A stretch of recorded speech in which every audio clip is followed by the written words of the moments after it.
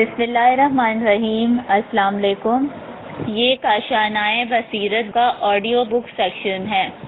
اس وقت آپ جو کتاب سننے کی سعادت حاصل کر رہے ہیں وہ ہے انسان کامل۔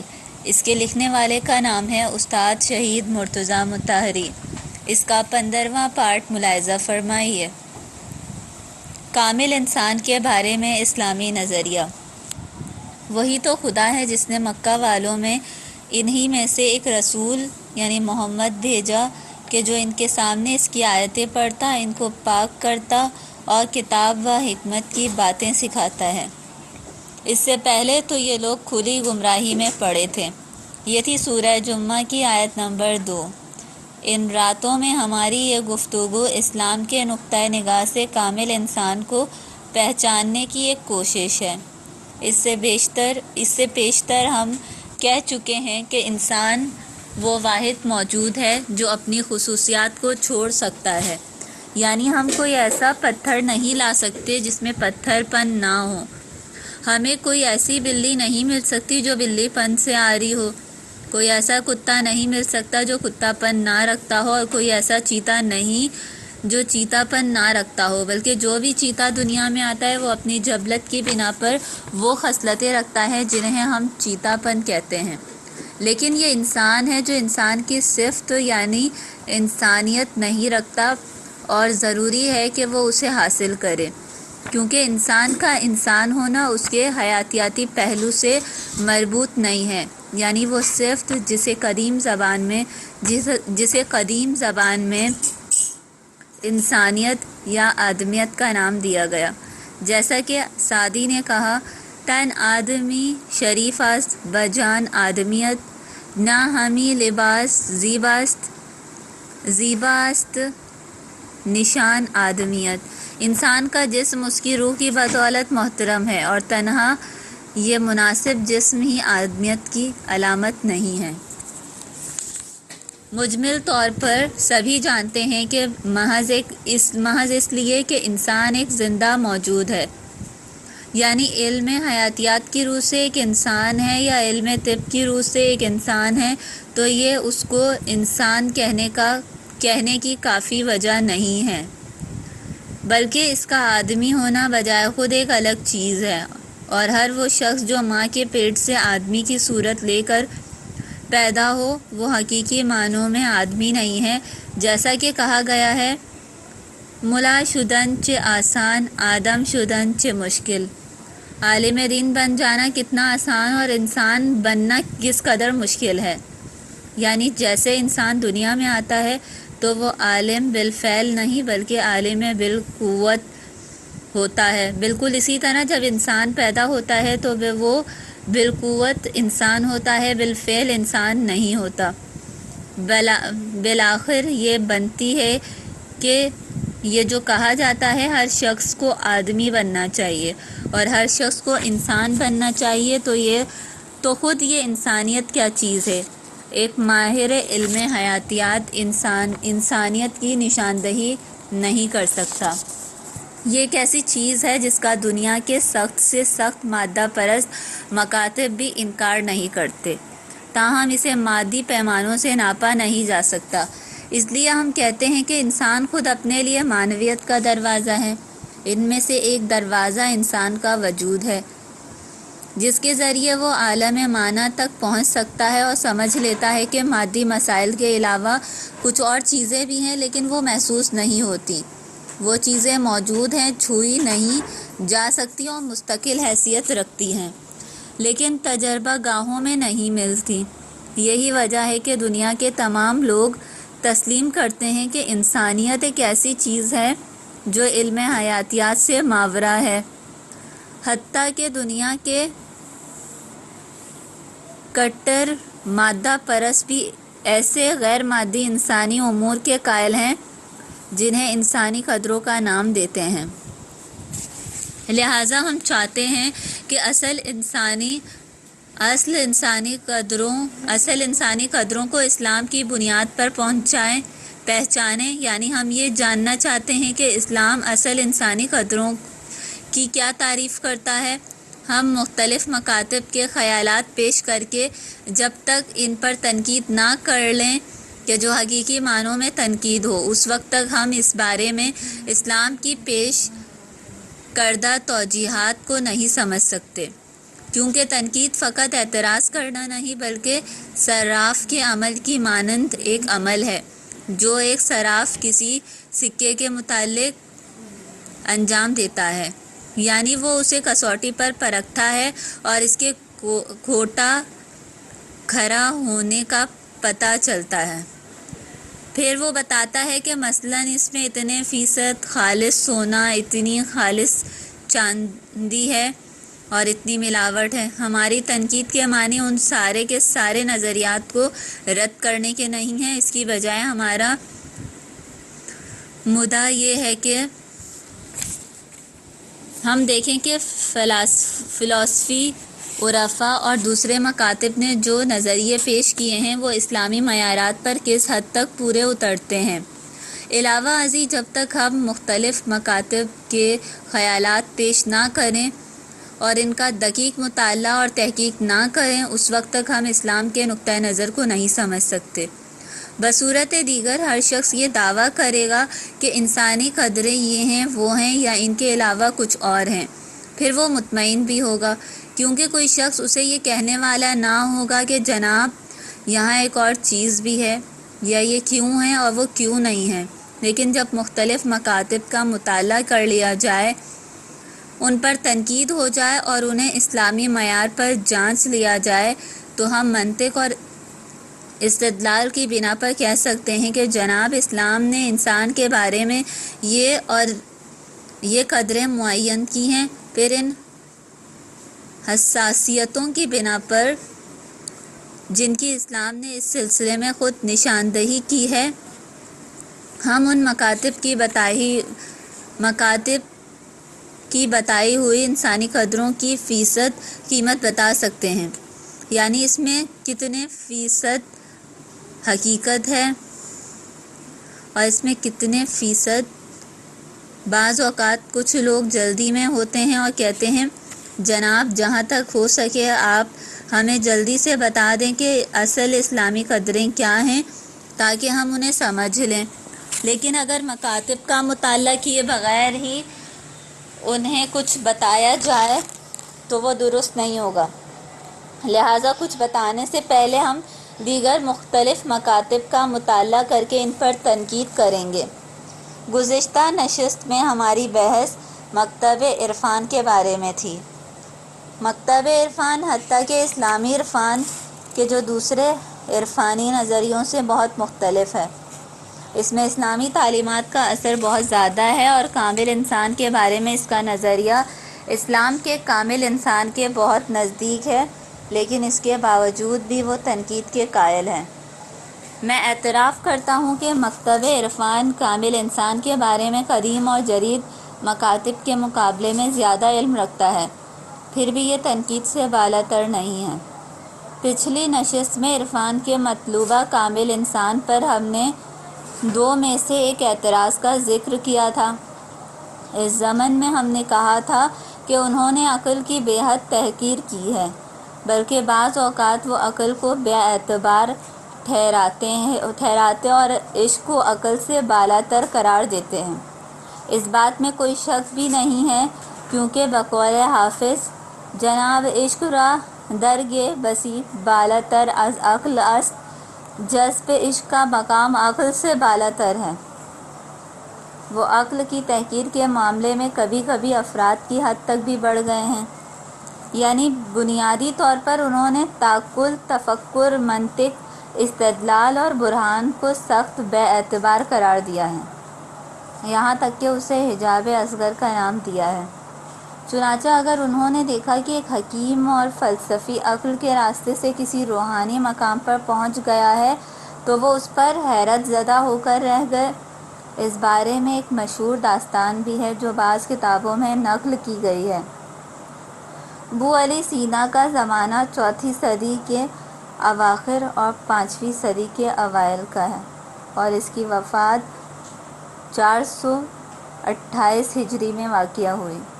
یہ عظیم مشائی عقلی اور خشک حکیم ایک بہت عظیم عارف ابو سعید ابو الخیر کا ہم عصر تھا۔ بو علی اپنے جائے پیدائش ماوراء النہر بلخ و بخارا میں رہا کرتا تھا۔ بعد میں وہ سلطان محمود کے ڈر کے مارے وہاں سے فرار ہونے پر مجبور ہو گیا، کیونکہ سلطان اسے اپنے دربار میں لے جانا چاہتا تھا اور وہ اس پر تیار نہ تھا۔ چنانچہ وہ نیشا پور آیا اور وہاں اس نے ابو سعید ابو الخیر سے ملاقات کی۔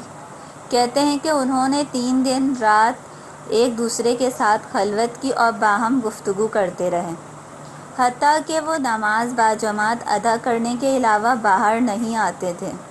بعد میں جب وہ ایک دوسرے سے جدا ہوئے اور ابو علی سینا وہاں سے چلا گیا تو اس سے پوچھا گیا، تم نے ابو سعید کو کیسا پایا؟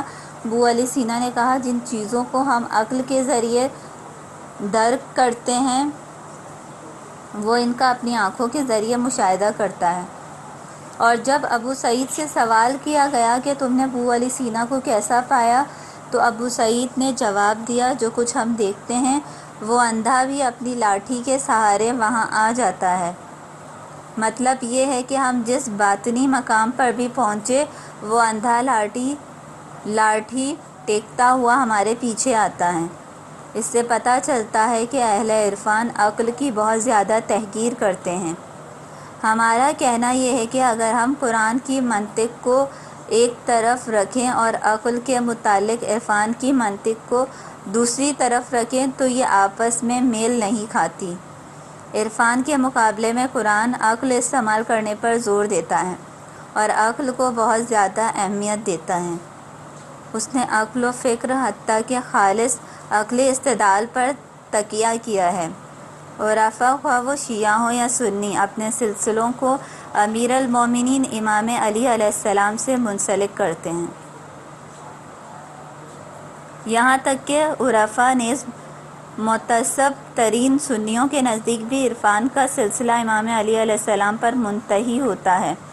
کہا جاتا ہے کہ ان کے 60-70 سلسلوں میں سے فقط ایک سلسلہ ایسا ہے جسے وہ ابو بکر پر ختم کرتے ہیں۔ وہ امام علی علیہ السلام کو قطب العارفین سمجھتے ہیں، اور بقول ابن ابی الحدید ان عرفاء نے جو کچھ اپنی کتابوں میں لکھا، آپ نے نہج البلاغہ میں اسے 4 سطروں میں بیان کر دیا۔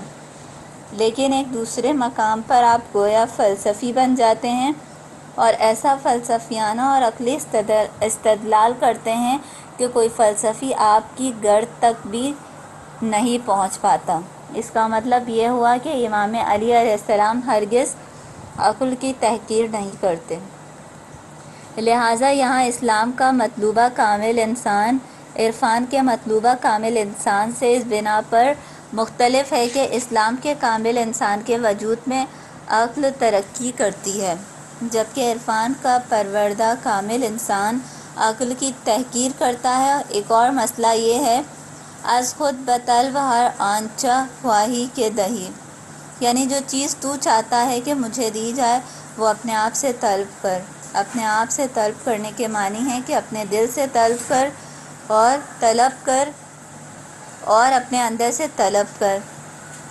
عرفان ایک ایسا مکتب ہے جس کا جھکاؤ اندر کی طرف ہے، اور وہ کہتا ہے کہ دل سے طلب کر، کیونکہ اس مکتب کے خیال میں دل ساری دنیا سے وسیع اور عظیم ہے۔ وہ کہتے ہیں کہ اگر آپ ساری دنیا کو ایک طرف رکھ دیں تو دل ساری دنیا سے بڑا ثابت ہوگا۔ ان کے نزدیک دل سے مراد وہ روح الہی ہے جو ہر انسان میں پھونکی گئی ہے۔ تو جس وقت قرآن کی آیت ہے جس وقت میں اس کو ہر طرح سے درست کر چکوں اور اس میں اپنی طرف سے روح پھونک دوں تو سب کے سب اس کے سامنے سجدے میں گر پڑنا۔ یہ تھی سورہ ہجر کی آیت نمبر 29۔ وہ دنیا کو انسان صغیر چھوٹا انسان اور دل کو انسان کبیر بڑا انسان کہتے ہیں۔ چونکہ وہ دنیا اور دل کو 2 مختلف عالم سمجھتے ہیں، اس لیے دنیا کو عالم صغیر اور دل کو عالم کبیر کہتے ہیں۔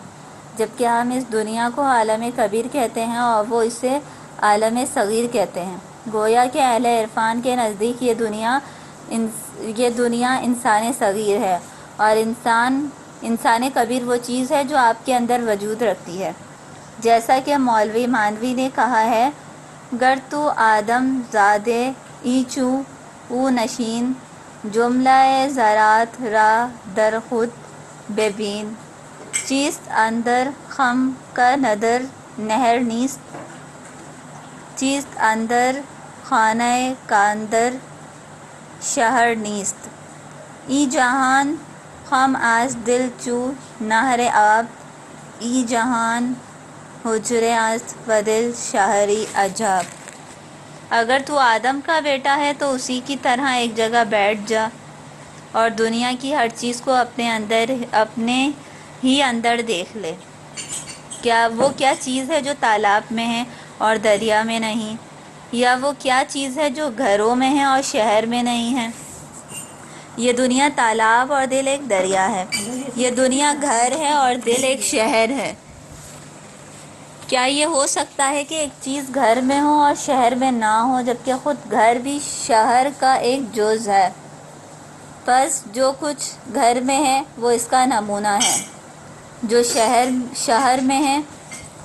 کیا یہ ہو سکتا ہے کہ ایک چیز پانی کے تالاب میں ہو اور نہر میں نہ ہو؟ جو کچھ تالاب میں ہے وہ اس چیز کا ایک چھوٹا سا جز ہے جو دریا میں ہے۔ کیا انسان گھر کی تلاش میں جاتا ہے یا شہر کی تلاش میں؟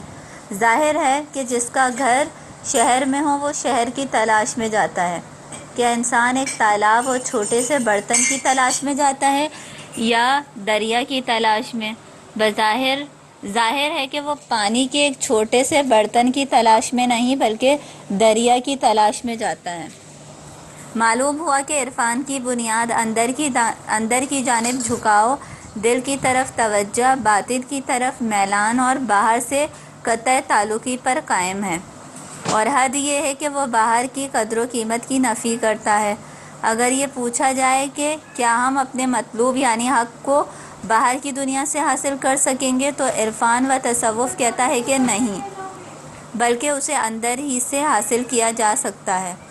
سالھا دل طلب جام جم از ما می کرد، آنچه خود داشت ز بیگانه تمنا می کرد، گوهری کز صدف کون و مکان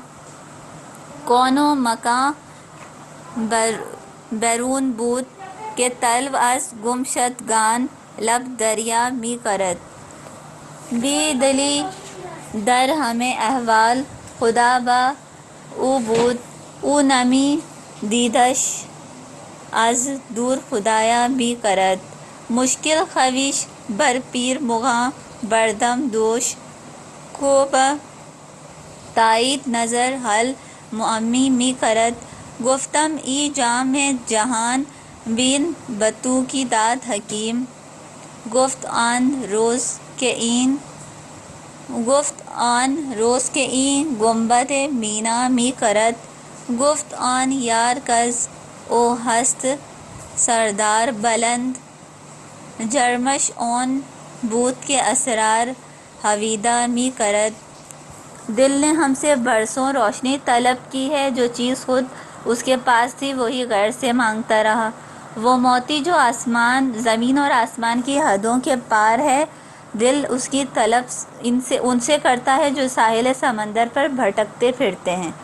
دل سے ناآشنا شخص کے خدا ہر وقت اس کے ساتھ تھا، وہ اسے دیکھ نہ سکا اور اے خدا کہہ کر دور سے پکارتا رہا۔ میں اپنی یہ الجھن لے کر اپنے مرشد کے پاس گیا جو اپنی نگاہ باطن سے ایسی گرہیں کھول دیتا ہے۔ میں نے کہا کہ آپ کو یہ آئینہ کب ملا تھا؟ اس نے کہا جس دن کہ یہ نیلا آسمان بنایا گیا تھا۔ اس نے وہ بات کہی جس سے اس کو سولی پر لٹکا دیا گیا۔ اس کا جرم یہ تھا کہ راز حقیقت کو فاش کرتا تھا۔ اپنے باطن کی طرف اس توجہ میں عرفان وہاں تک آگے بڑھ گیا ہے جہاں تک آپ کی سوچ پہنچتی ہے۔ اس بارے میں مولوی مانوی نے مثنوی کی 6 جلد میں ایک تمثیلی داستان بیان کرتے ہوئے کہا ہے، ایک آدمی خزانے کی خواہش رکھتا تھا۔ وہ ہمیشہ خدا سے دعا کرتا اور کہتا، اے پروردگار، وہ سب لوگ جو دنیا میں آئے ہیں انہوں نے خزانے جمع کیے اور پھر زمین میں دفن کر دیے گئے۔ ایک وقت وہ دنیا سے خود بھی چلے گئے اور ان کے خزانے زمین کے نیچے دبے پڑے ہیں۔ اے خدا، ان خزانوں میں سے کسی ایک کا پتہ مجھے بتا دے۔ وہ مدتوں رات سے صبح تک گریہ و زاری کرتا رہا۔ آخرکار ایک رات اس نے خواب دیکھا کہ ایک شخص نے اس سے پوچھا، تم خدا سے کیا چاہتے ہو؟ اس نے جواب دیا، خدا سے خزانہ لینا چاہتا ہوں۔ اس شخص نے کہا، میں خدا کی طرف سے مامور ہوں کہ تمہیں خزانے کا پتہ بتاؤں۔ اس نے کہا، بہت خوب۔ پھر اس شخص نے کہا ایک جگہ کی نشاندہی کی اور کہا، تم تیر کمان لے کر فلاں ٹیلے پر جاؤ اور ایک تیر کمان میں جوڑ کر پھینکو۔ تمہارا وہ تیر جہاں جا کر گرے گا وہیں خزانہ دفن ہے۔ جب وہ شخص جاگا اس نے خیال کیا کہ یہ بڑا واضح خواب ہے۔ وہ کہنے لگا، میں ابھی وہاں جاتا ہوں، جو نشانیاں بتائی گئی ہیں یا تو درست ہیں یا درست نہیں ہیں۔ اگر یہ نشانیاں درست ہیں تو پھر میں کامیاب ہو جاؤں گا۔ چنانچہ وہ گیا، اس نے دیکھا کہ تمام نشانیاں درست ہیں اور مجھے فقط ایک تیر ہی پھینکنا ہے۔ جہاں وہ تیر گرے گا وہاں سے مجھے خزانہ مل جائے گا۔ وہ دل ہی دل میں کہنے لگا، اوہو، مجھے خواب میں یہ تو بتایا ہی نہیں گیا کہ تیر کس طرف پھینکنا ہے۔ پھر بولا، اس وقت تو میں قبلے کی سمت کو تیر پھینکتا ہوں۔ میں قبلے کی سمت تیر پھینکتا ہوں، خدا نے چاہا تو خزانہ اسی طرف سے برآمد ہوگا۔ چنانچہ اس نے کمان میں تیر جوڑا اور پوری قوت کے ساتھ قبلے کی طرف پھینک دیا۔ پھر اس نے یہ دیکھنے کے لیے ادھر ادھر نگاہ ڈالی کہ تیر کہاں گرتا ہے۔ اس کے بعد وہ کدال اور بیلچہ لے کر گیا، تیر گرنے کی جگہ کو کھودنا شروع کر دیا، تاہم اس نے جتنی گہرائی تک کھودا خزانہ نظر نہ آیا۔ تب اس نے سوچا کہ اب مجھے کسی اور طرف تیر پھینکنا چاہیے۔ مثال کے طور پر اس مرتبہ اس نے شمال کی طرف تیر پھینکا لیکن خزانہ نہ ملا۔ پھر بڑی دیر تک وہ جنوب مشرق، جنوب مغرب، شمال مغرب کی سمتوں میں تیر پھینکتا رہا لیکن خزانہ کہیں سے بھی نہ ملا۔ وہ شخص اس صورتحال سے از حد پریشان ہو گیا۔ وہ دوبارہ مسجد میں آیا اور کہنے لگا، اے پروردگار، یہ تو نے میری کیسی رہنمائی کی کہ اس کا کوئی نتیجہ نہیں نکلا۔ بعدہ وہ بڑی مدت تک پہلے کی طرح نالہ و زاری کرتا رہا۔ کچھ عرصہ گزر گیا تو اس نے اسی شخص کو دوبارہ خواب میں دیکھا۔ اس نے اسے سرزنش کی اور کہا کہ تو نے مجھے غلط نشانیاں بتائی تھی۔ اس نے پوچھا، کیا تمہیں وہ جگہ مل گئی؟ اس نے جواب دیا، ہاں۔ اس نے پوچھا، پھر تو نے کیا کیا؟ اس نے جواب دیا، میں نے تیر چلے پر چڑھایا اور پوری قوت کے ساتھ قبلے کی جانب چلا دیا۔ اس نے کہا، میں نے کب کہا تھا کہ تیر قبلے کی جانب پھینکنا ہے؟ اور یہ کب کہا تھا کہ کمان قوت کے ساتھ کھینچنا ہے؟ میں نے تیر کھینچنے کو نہیں کہا تھا بلکہ یہ کہا تھا کہ تیر جہاں کہیں گرے گا وہیں سے خزانہ ملے گا۔ دوسرے دن وہ کدال، بیلچہ اور تیر کمان لے کر اس جگہ پر پہنچا، تیر کمان میں رکھا اور کہنے لگا، اب دیکھیے کہ تیر کہاں جاتا ہے۔ جب اس نے تیر چھوڑا تو دیکھا کہ وہ اس پاؤں کے قریب ہی گرا ہے۔ تب اس نے اپنے پاؤں کے نیچے کی زمین کھودی اور اسے معلوم ہوا کہ خزانہ وہی ہے۔ یہاں پہنچ کر مولوی مانوی کہتے ہیں، آنچ ہی حق است اقرب از حبل الورید تو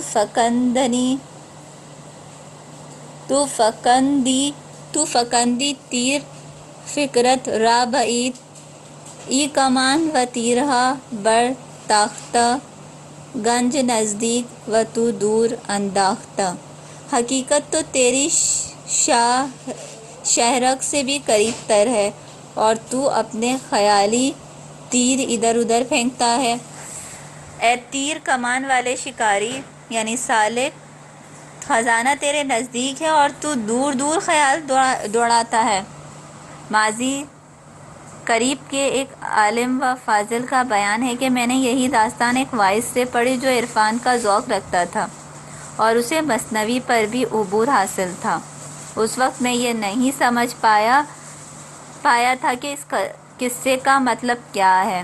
میں نے واعظ سے پوچھا، مولوی مانوی اس داستان میں کیا کہنا چاہتے ہیں؟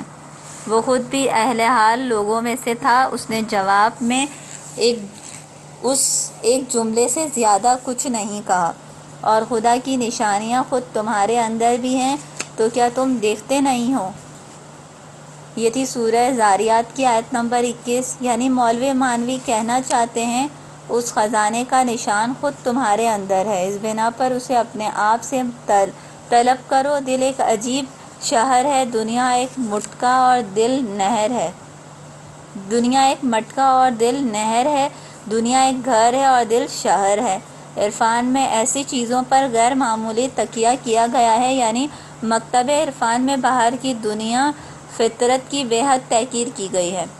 اہل عرفان کے ہاں فطرت کا تعارف ایک چھوٹی کتاب کے طور پر بھی نہیں کرایا جاتا، حالانکہ امیر المومنین علیہ السلام سے منسوب کلام میں ان کا یہ قول نقل کیا گیا ہے: دنیا عالم اکبر اور انسان عالم اصغر ہے۔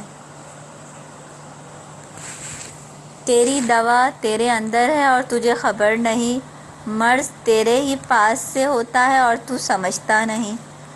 تو ایک کھلی کتاب ہے کہ جس سے چھپی ہوئی باتیں ظاہر ہو جاتی ہیں، تو کیا تو سمجھتا ہے کہ تو ایک حقیر کیڑا ہے اور تیرے اندر یہ بڑی وسیع دنیا سمٹ کر آ گئی ہے۔ یہ تھی کلام امیر المومنین علیہ السلام۔ اب اگر ہم عرفا کی اس منطق کو قرآن کی منطق کے سامنے رکھیں تو اگرچہ اس میں بہت سے مثبت پہلو موجود ہیں، لیکن ازروئے قرآن یہ لنگڑی منطق ہے، کیونکہ ہم دیکھتے ہیں کہ قرآن فطرت سے اتنی بے اعتنائی نہیں کرتا، بلکہ اس کے نزدیک آفاق النفس کی آیات ایک دوسرے کے پہلو میں ہیں۔ ہم عنقریب ہی اپنی نشانیاں اطراف میں اور خود ان کے اندر دکھا دیں گے، یہاں تک کہ ان پر ظاہر ہو جائے گا کہ وہی یقیناً حق ہے۔ یہ تھی سورہ حامیم کی سجدہ آیت نمبر 53۔ اگرچہ ہم تسلیم کرتے ہیں کہ انسان کے لیے بلند ترین اور اعلیٰ ترین معرفت خود اس میں ہے اور اس کے باطن ہی سے ہاتھ آتی ہے، تاہم ایسا بھی نہیں ہے کہ اس کے مقابل عام فطرت کی کوئی وقت ہی نہ ہو۔ کیا فطرت خدا کی نشانی اور خدا کا آئینہ نہیں، اور فقط دل ہی خدا کا آئینہ ہے؟ نہیں، بلکہ جس طرح دل خدا کا آئینہ ہے، اسی طرح فطرت بھی خدا کا آئینہ ہے۔ یہاں ایک بہت ہی دقیق نکتہ ہے، اور اسی کی بنیاد پر میں بالخصوص مکتب عرفان کے بارے میں زیادہ بحث کر رہا ہوں۔ جیسا کہ ہم نے گزشتہ مباحث میں کہا ہے کہ ہماری روحوں کے ساتھ مکتب عرفان کا نسبتاً زیادہ رابطہ رہا ہے، کیونکہ فلسفیوں کی باتیں خود ان کے لیے تھیں اور ان کی کتابیں عام لوگوں کو نہیں پڑھائی گئیں، یعنی وہ عوام کے ہاتھوں تک نہیں پہنچیں۔ لیکن مکتب عرفان میں جو ذوق ہے، جوش ہے، حرارت ہے اور جو حسن و جمال ہے، اس کی بدولت وہ ہمارے گھر میں نفوذ رکھتا ہے۔ چنانچہ مولوی مانوی ہمارے سب گھروں میں نفوذ رکھتے ہیں، سعدی ہمارے سب گھروں میں نفوذ رکھتے ہیں، اور حافظ بھی ہمارے سب گھروں میں نفوذ رکھتے ہیں۔ لہٰذا اس مکتب کی خوبیوں نے انسان کی بہت خدمت کی ہے، اور اگر ان لوگوں میں سے چند ایک کے کلام میں کوئی انحراف یا لغزش واقع ہوئی تو وہ بھی اپنی جگہ بڑا اثر رکھتی ہے۔ یہی وجہ ہے کہ ہم نے مکتب فلسفہ کے مقابلے میں مکتب عرفان پر زیادہ تفصیل سے بحث کی ہے۔ انسان کا فطرت سے رابطہ۔ یہ بجائے خود ایک مسئلہ ہے کہ کیا فطرت سے انسان کا رابطہ ایک بیگانے کا بیگانے سے رابطہ ہے؟ کیا یہ رابطہ 100% بیگانے موجود سے رابطہ ہے؟ حتیٰ کہ اس سے بھی بڑھ کر کیا یہ رابطہ ایسا ہی ہے جیسا کہ قیدی کا قید خانے سے، ایک پرندے کا پنجرے سے اور یوسف کا چاہ کنان سے رہا ہے؟ اگر یہ فرض کر لیا جائے کہ فطرت ہمارے لیے قید خانہ ہے، ایک کنواں ہے یا ایک پنجرہ ہے، تو پھر اس سے ہمارا رابطہ ضد سے ضد کا رابطہ ہوگا۔ اس صورت میں فطرت کے حصار میں ہماری کوشش کیا ہونی چاہیے؟ ہاں، پنجرے میں بند پرندے کی کوشش تو یہی ہونی چاہیے کہ وہ اپنے آپ کو اس سے نجات دلائے۔ اس کو کسی چیز سے غرض نہیں اور اس کے علاوہ کوئی کام نہیں کہ اس پنجرے سے چھٹکارا پائے۔ ایک قیدی کا قید خانے میں سوائے اس کے کوئی کام نہیں کہ اگر ہو سکے تو دیوار توڑ کر بھاگ نکلے۔ یوسف کو کنویں میں اس کے علاوہ کسی چیز کا انتظار نہیں تھا کہ کہیں سے کچھ مسافر آئیں اور پانی کے لیے ڈول کنویں میں لٹکائیں تو آپ اس کے ذریعے اوپر آ جائیں۔ کیا قرآن اور اسلام عالم فطرت کے ساتھ انسان کے رابطے کو قیدی اور قید خانے، یوسف اور کنویں اور پرندے اور پنجرے کا سا رابطہ سمجھتا ہے؟ پھر کیا وجہ ہے کہ عرفان میں اس بات پر بہت زور دیا گیا ہے؟ سنائی کہتے ہیں: قفس بشکن چوں تاؤ و سان یکی بر پر برآئین بالا، موروں کی طرح پنجرہ توڑ کر ایک دم آسمان پر اڑ جا۔ بقول دیگر ای یوسف مصر در آئی از چا، اے ملک مصر کے سلطان یوسف اس کنویں سے نکل جا۔ لیکن اسلام کی نظر میں عالم فطرت سے انسان کا کسان اور کھیتی جیسا رابطہ ہے۔ ایک سوداگر کا بازار تجارت سے رابطہ ہے اور ایک عابد کا معبد سے رابطہ ہے۔ میم عین بے دال، معبد سے رابطہ ہے۔ ایک کسان کے لیے کھیتی ہدف نہیں بلکہ وسیلہ ہے، یعنی اس کا گھر تو شہر میں ہے لیکن وہ اس کھیتی سے اپنی خوشی اور خوش بختی کے وسائل حاصل کرتا ہے۔ بس ضروری ہے کہ وہ اس زمین کو آباد کرے، کھیت پر جائے، ہل چلائے، بیج بوئے اور اگر گندم کے ساتھ گھاس پھوس اگ آئے تو اسے اکھاڑ پھینکے، پھر فصل کاٹے، اسے گاہے اور غلہ گھر لے آئے۔ یہ ہوتے ہیں اس کے کرنے کے کام۔ تاہم اگر ایک انسان اپنی کھیتی کو اپنا گھر سمجھ لے تو یہ اس کی غلطی ہے، لیکن پھر بھی کھیتی ہونے کی بابت اسے غلطی نہیں کھانی چاہیے۔ ایک سوداگر کے لیے بازار کام کی جگہ ہے، یعنی وہ جگہ ہے جہاں وہ اپنا سرمایہ لگاتا اور جو کچھ اس کے پاس ہے اس میں اضافے کی کوشش کرتا ہے۔ انسان کے لیے بھی یہ دنیا ایک ایسی چیز ہے، جیسا کہ رسول اکرم نے فرمایا، یہ عالم آخرت کی کھیتی ہے۔ حضرت امیر المومنین علیہ السلام نے فرمایا، یہ دنیا دوستان خدا کی تجارت گاہ ہے۔ ایک شخص امیر المومنین علیہ السلام کی خدمت میں حاضر ہوا اور دنیا کی مذمت کرنی شروع کر دی۔ اس نے سن رکھا تھا کہ امام علی علیہ السلام دنیا کی مذمت کرتے ہیں، لیکن اسے یہ معلوم نہیں تھا کہ دنیا کی کس چیز کی مذمت کرتے ہیں۔ اس کا خیال تھا کہ وہ دنیا کی مثلاً عالم فطرت کی مذمت کرتے ہیں، جو حق پرستی اور حقیقت پرستی کی ضد اور تمام انسانی قدروں کی نفی کے مترادف ہے۔ اس نے کہا، دنیا بری جگہ ہے۔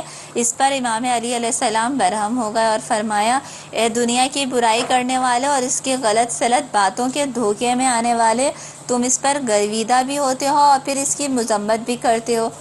کیا تم دنیا کو مجرم ٹھہرانے کا حق رکھتے ہو یا وہ تمہیں مجرم ٹھہرائے تو حق بجانب ہے؟ میں نے اس بارے میں ایک مثل بیان کی ہے اور وہ کچھ اس طرح ہے: ایک بڑھیا مصنوعی بناؤ سنگار کے ساتھ آتی ہے اور ایک جوان کو دھوکہ دیتی ہے۔ اس کے دانت بھی مصنوعی ہیں اور سر کے بال بھی مصنوعی ہیں، لیکن وہ بیچارہ خیال کرتا ہے کہ یہ ایک نوجوان عورت ہے، پھر اچانک اسے معلوم ہوتا ہے کہ ایسا نہیں ہے بلکہ مجھ سے غلطی ہوئی ہے۔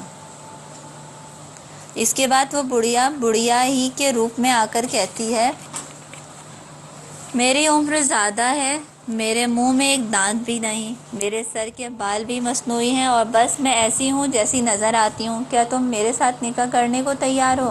اگرچہ وہ کہا کرے کہ میرے دانت نہیں ہیں اور میری زلفیں بھی نہیں ہیں، لیکن پھر بھی وہ جوان کہے کہ یہ سب قابل تعریف باتیں ہیں، تو در حقیقت اس عورت نے اسے دھوکہ نہیں دیا بلکہ خود اس جوان نے اپنے آپ کو دھوکہ دیا۔ امام علی علیہ السلام فرماتے ہیں، جب دنیا نے کوئی چیز مخفی نہیں رکھی تو پھر اس نے تجھے دھوکہ کب دیا ہے؟ کیا دنیا نے تجھے اس دن کا دھوکہ دیا جس دن تو نے اپنے باپ کو اپنے ہاتھوں دفن کیا۔ دنیا کہتی ہے میں جو ہوں سو ہوں اور مجھ میں ثبات نہیں ہے۔ وہ کہتی ہے تو مجھے ایسی ہی سمجھ جیسی کہ میں ہوں، تو مجھے اس طرح کیوں باور کرنا چاہتا ہے جیسے تو خیال کرتا ہے، حالانکہ میں ایسی نہیں ہوں۔ پس دنیا فریب نہیں دیتی، جیسا کہ سلسلہ بیان میں فرمایا، اے انسان ادھر آ کے حساب کریں، آیا تو نے دنیا پر سختی کی ہے یا دنیا نے تیرے ساتھ سختی کی ہے؟ تو خدا اس دنیا کو دھوکہ دے رہا ہے یا دنیا تجھے دھوکہ دے رہی ہے؟ اس نے تجھے کب دھوکہ دیا ہے اور کب گمراہ کیا ہے؟ وہ تو ہی ہے جو اپنی نفسانی خواہشات کے پیچھے چل پڑا ہے۔ پھر یہ بھی فرماتے ہیں، دنیا اولیاء اللہ کی تجارت کا بازار ہے اور خدا کے دوستوں کی مسجد ہے۔ اگر مسجد نہ ہو تو کیا عابد عبادت کر سکتا ہے؟ اگر بازار نہ ہو تو کیا سوداگر تجارت کر کے نفع کما سکتے ہیں؟ دنیا انسان کے لیے قید خانہ ہے، کنواں ہے یا پنجرہ ہے، اور انسان کا وظیفہ اس پنجرے اور اس کنویں سے باہر نکلنا ہے۔ یہ روح اور نفس کی معرفت اس اصول پر مبنی ہے جسے اسلام قبول نہیں کرتا، بلکہ یہ وہی تصور ہے جو ظہور اسلام سے پہلے یونان اور ہندوستان میں موجود تھا۔ وہ اصول یہ ہے کہ انسان کی روح ایک اور دنیا میں پیدا کی گئی اور پھر اسے اس دنیا میں اس طرح لایا گیا جیسے پرندے کو پنجرے میں بند کر دیا جاتا ہے۔ اگر بات یوں ہی ہو تو اس کے لیے پنجرے کو توڑنا ایک جائز اور درست فعل ہے، لیکن قرآن مجید سورہ مومنون میں ایک بڑی عجیب تعبیر بیان کرتا ہے، جیسا کہ صدر المطلعین ملا صدرہ شیرازی کہتے ہیں، میں نے روح کے جسمانیت الحدوث ہونے اور روحانیت البقاء ہونے کا نظریہ اس آیت سے دریافت کیا ہے۔ اس آیت میں انسان کے بارے میں بحث کرتے ہوئے فرمایا گیا ہے، ہم نے انسان کو گیلی مٹی کے جوہر سے پیدا کیا۔ یہ تھی سورہ مومنون کی آیت نمبر 12۔ وہ مرحلہ وار پہلے نطفہ بنا، نطفے سے علقہ یعنی جمع ہوا خون، علقے سے مضغہ گوشت کا لوتھڑا بنا، بعد میں ہڈیاں بنی اور ہڈیوں پر گوشت چڑھایا گیا، حتیٰ کہ فرمایا گیا پھر روح کے ساتھ ہم نے اس کو ایک دوسری صورت میں پیدا کیا۔ یہ تھی سورہ مومنون کی آیت نمبر 14۔ یعنی ہم نے اسی مادے اور طبیعت کو ایک دوسری چیز روح میں تبدیل کر دیا، گویا کہ روح اسی طبیعت سے پیدا ہوئی ہے۔ اگر روح مجرد ہے لیکن یہ اس مادے ہی سے پیدا ہوئی ہے، چنانچہ یہ کسی اور جگہ مقیم نہیں تھی کہ وہاں کامل ہوئی اور پھر یہاں پنجرے میں ڈال دی گئی ہو۔ یہاں وہ اپنی ماں کے دامن میں ہے، اس لیے کہ مادہ روح انسان کی ماں ہے۔ چنانچہ جب انسان عالم فطرت میں زندگی بسر کرتا ہے تو وہ اپنی ماں کے دامن میں رہتا ہے، لہٰذا اسے یہیں سے بتدریج ترقی کرنی چاہیے، نہ یہ کہ اس نے پہلے ہی یہ ترقی کر لی اور اسے قید خانہ اور کنویں میں ڈال دیا گیا ہو اور پھر کنویں سے باہر نکلے۔ یہ اسلام کا تصور نہیں، بلکہ اسلام کہتا ہے پھر ہم نے اسے پست حالت کی طرف پھیر دیا، مگر جو لوگ ایمان لائے اور اچھے کام کرتے رہے۔ یہ تھی سورہ 3 کی آیت نمبر 6۔ اے انسان، تجھے ہمیشہ اپنی ماں کے دامن میں نہیں رہنا چاہیے۔ اگر تو اپنی فطرت سے بلند نہیں ہوگا اور اوپر نہیں آئے گا تو پھر تو ایک طبعی موجود ہو کر رہ جائے گا وہاں، تو پھر ہم نے اسے پست حالت کی طرف پھیر دیا کا مصداق بن جائے گا۔ اور مگر جو لوگ ایمان لائے اور اچھے کام کرتے رہے کے مقام پر نہیں ہوگا، پست حالت میں رہے گا۔ بس اگر انسان پست حالت ہی میں رہے جو فطرت کی پستی ہے اور اوپر نہ جائے تو دنیا اس کے لیے جہنم بن جاتی ہے۔ جس شخص کے نیکی کے پلے بھاری ہوں گے وہ من بھاتے عیش میں ہوگا، اور جس کے نیکی کے پلے ہلکے ہوں گے تو اس کا ٹھکانہ ہاویہ ہے، اور تم کو کیا معلوم کہ ہاویہ کیا ہے؟ وہ دہتی ہوئی آگ ہے۔ یہ تھی سورہ قاریہ کی آیت نمبر 1 سے 11۔ اگر انسان فطرت کی پستی میں رہے تو اس کی ماں وہی جہنم ہے، حالانکہ یہ ایک ایسا مولود ہے جسے خدا تعالیٰ نے اس ماں کے دامن میں اس لیے پیدا کیا ہے کہ یہ اس کے دامن سے نکلے اور بلند سے بلند تر ہو جائے، یعنی وہ ماں کی گود سے نکل کر مدرسے میں جائے اور ترقی کے مختلف مدارج طے کرے۔ اگر یہ ماں کے دامن میں رہ جائے تو ہمیشہ کے لیے یہیں کا ہو کر رہ جاتا ہے۔ اس کی مثال ایک ایسے شخص کی ہے جو 25 سال کی عمر میں ماں کے دودھ کی ضرورت محسوس کرتا ہو۔ پس اسلام کی انسان شناسی اور جہان شناسی میں انسان ایک پہلے سے بنا بنایا پرندہ نہیں جو عالم قدس کی فضاؤں میں پرواز کرتا رہا اور پھر اس کو دنیا کے پنجرے میں بند کر دیا گیا ہو۔ جیسا کہ ایک شاعر نے کہا، طائر عالم قدسم چہ دہم شر فراق، میں عالم بالا کا ایک پرندہ ہوں اور اس دنیا میں رہتے ہوئے اس جدائی کو کس طرح بیان کروں۔ یعنی عالم قدس کا طائر ہونے کے باعث اس کا وظیفہ یہ ہو کہ دنیا کے پنجرے کو توڑ کر عالم قدس میں چلا جائے، مگر اسلام اس بات کو قبول نہیں کرتا۔ ہاں، آپ نے سنا تو ہوگا کہ عالم ارواح کو عالم اجسام پر برتری حاصل ہے، یعنی روح ایک پر تو ہے جس کی پیدائش اسی عالم میں ہوئی، لیکن ایک اور پر تو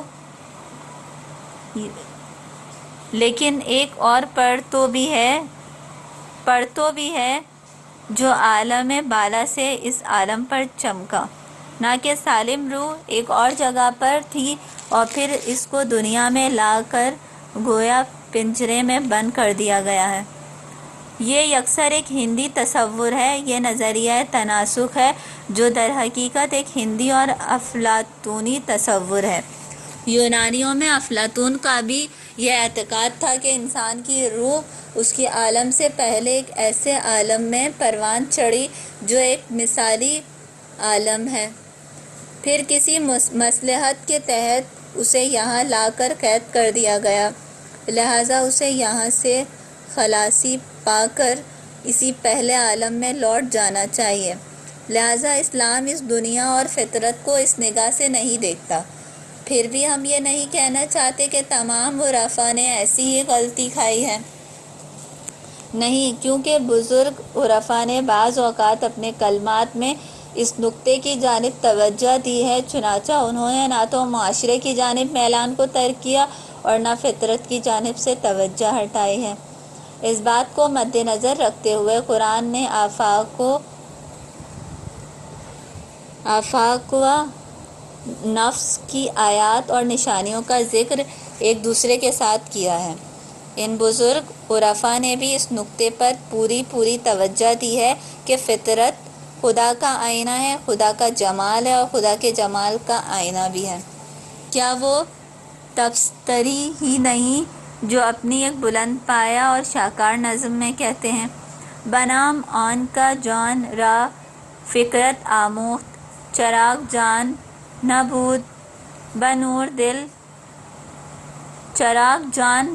دل بر افروخت، زفلش ہر دو عالم گشت روشن، زفزش خاک آدم گشت گلشن۔ اس خدا کے نام سے شروع کرتا ہوں جس نے روح کو فکر و خیال کی قوت عطا فرمائی اور اسے دل کی روشنی سے چمکایا۔ اس خدا کے فضل سے دونوں جہاں ظاہر و عیاں ہوئے اور اس کے کرم سے اولاد آدم میں رنگا رنگ پھول کھلے۔ حتیٰ کہ قرآنی آیات کو مد نظر رکھتے ہوئے یہ بھی کہتے ہیں، بنزد آن کا جانش در تجلی است، ہم عالم کتاب حق تعالی است، عرض اعراب و جوہر چون حروف است، مراتب ہمچو اعراب و کوف است۔ وہ شخص کہ جس کی روح میں نور ہے، ساری دنیا اس کے لیے خدا کی کتاب ہے۔ اس کے نزدیک دنیا کا باطن حروف، اس کا ظاہر اعراب اور اشیاء کے مراتب حرکت و وقف کی مانند ہے۔ اسی ذیل میں جامی فرماتے ہیں، جہاں مراد حسن شاہد ما است، کشاہد وجی فی کل مراد، یہ دنیا ہمارے معشوق حقیقی کے حسن کا آئینہ ہے، جیسا کہ ہر آئینے میں اس کا رخ زیبا نظر آ رہا ہے۔ اگر ہم قرآن کو ایک طرف اور عرفان کو دوسری طرف رکھ کر دیکھیں کہ قرآن اور عرفان نے عالم پر کتنی توجہ دی ہے، تو ہمیں پتہ چلتا ہے کہ عرفان کے مقابلے میں قرآن نے اس طرف زیادہ توجہ دی ہے، اور پھر اس نے نفس اور باطن نفس کی جانب توجہ اور رجوع کے مسئلے کا کسی طرح سے انکار بھی نہیں کیا۔ بس قرآن کا بتایا ہوا کامل انسان عقل اور دل کے ساتھ ساتھ فطرت کی جانب بھی میلان رکھتا ہے۔ ایک اور مسئلہ ترک خودی کا ہے۔ عرفان دل کو سمجھاتا ہے لیکن اس چیز کو حقیر شمار کرتا ہے جو نفس کے نام سے قرآن میں آئی ہے۔ عرفان کی تبلیغات کا ایک حصہ خودی کا ترک کرنا ہے، جو اپنے آپ کی نفی کی طرف اور خود بینی کی نفی کی طرف جانا ہے۔ یہ بات اپنی ذات کی حد تک درست ہے اور اسلام بھی اس کی تائید کرتا ہے، لیکن اس کے ساتھ ہی ہم دیکھتے ہیں کہ اسلام میں دو قسم کی خودیاں اور دو نفس ہیں۔ چنانچہ اسلام جہاں ایک قسم کی خودی کی نفی کرتا ہے اور اسے دباتا ہے، وہاں دوسرے قسم کی خودی کو انسان میں زندہ کرتا ہے، جو بڑی دقیق چیز ہے۔ ان دونوں کی مثال ایسی ہے جیسے انسان کا ایک دوست اور ایک دشمن اور ایک دوسرے کے پہلو میں کھڑے ہوں۔ اگر ہم اس دشمن کو تیر مارنا چاہیں تو ضروری ہے کہ ہم احتیاط کریں اور حد کو پہچانیں، کیونکہ ذرا سی غلطی خطرناک ہو سکتی ہے۔ یہ دو قسم کی خودیاں انسان کے اندر ایک دوسرے کے ساتھ اس طرح پیوستہ ہیں کہ جذبہ خودی جو پستی کا موجب ہے، اسے کوئی ماہر شکاری ہی ٹکڑے ٹکڑے کر سکتا ہے، اور دوسری قسم کی خودی جو تمام انسانی قدروں کی حامل ہے، اس کو نقصان سے محفوظ رکھ سکتی ہے۔ اسلام کا معجزہ یہ ہے کہ اس نے ہر دو قسم کی خودی کا تعین اتنی دقت سے کیا کہ ان کی پہچان میں کوئی مغالطہ نہیں ہونے پاتا۔ لیکن عرفان میں بعض اوقات یہ تشخیص ہوتی ہے اور نہیں بھی ہوتی۔ اس لیے ہم دیکھتے ہیں کہ وہ دشمن خودی کو ضرب لگانے کی بجائے دوست یعنی خودی کو ضرب لگاتا ہے، یعنی انسان خود قربان ہو جاتا ہے، وہ چیز قربان ہو جاتی ہے جسے وہ دل اور انسان کہتے ہیں، اس طرح بجائے اس کے کہ نفس مارا جائے۔ یہ بہت ہی دقیق نکتہ ہے، اور انشاءاللہ ہم آئندہ نشست میں ان مطالب کے بارے میں اپنا بیان جاری رکھیں گے۔ لا حول ولا قوۃ الا باللہ العلی العظیم، وصلی اللہ علی محمد وآلہ الطاہرین۔